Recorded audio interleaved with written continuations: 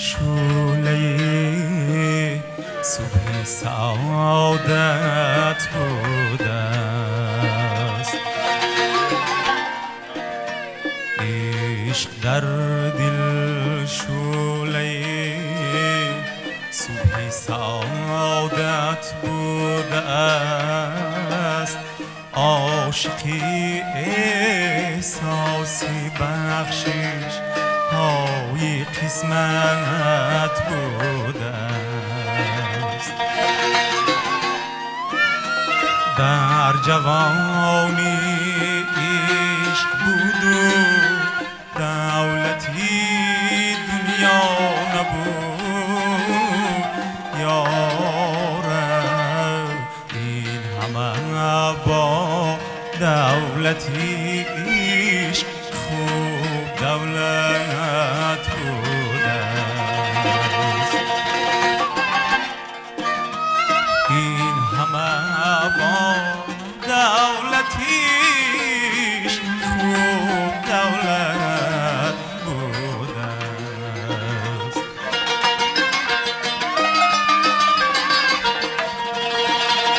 در فلک جوستن ستاره صنعت است و در زمین یاره. خویشتن را گم نکردن نیز صنعت بوده است. خویشتن را گم نکردن نیز صنعت بوده است.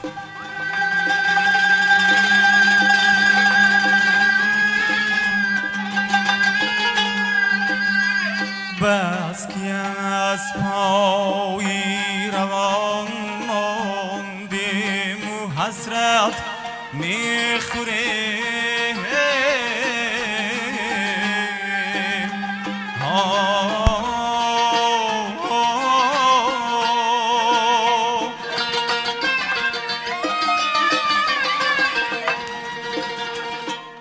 از پای خوبان دویدن هم غنیمت بوده است.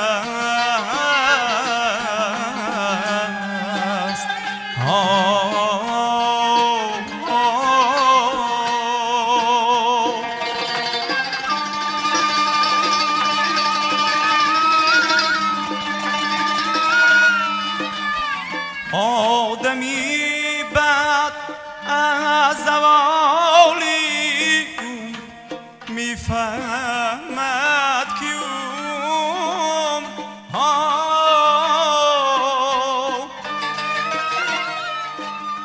یک نگاه بر آسمان با چشمی حیرت بوده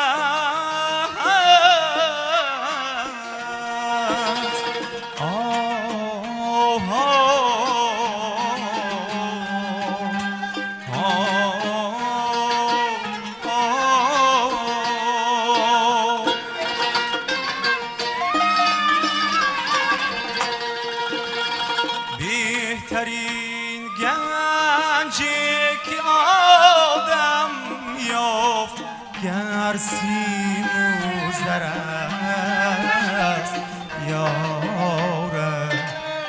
بهترین گنجی که گم کرد او محبت